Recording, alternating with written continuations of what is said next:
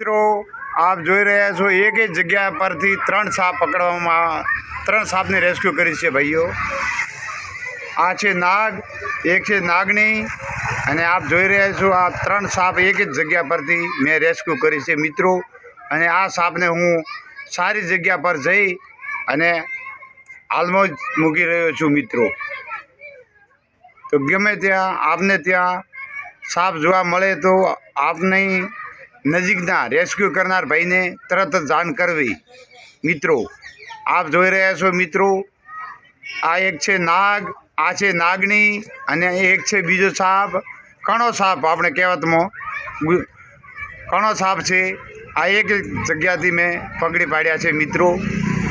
તો મહેરબાની કરી અને ગમે તેવો સાપ હોય તો આપણા બાળકને તેવાથી દૂર રાખવા અને તાત્કાલિક આપની જે સાપને રેસ્ક્યુ કરતા હોય તે ભાઈને તરત જ જાણ કરવી મિત્રો। આપ જોઈ રહ્યા છો આ છે નાગ, આ છે નાગણી અને આ છે કણો સાપ મિત્રો। આ કણો સાપ છે, આ નાગણી છે અને આ નાગ છે। આ એક જ જગ્યાથી મેં પકડી પાડ્યા છે મિત્રો। અને હાલમાં હું સારી જગ્યા પર આ સાપને મૂકવા જઈ રહ્યો છું।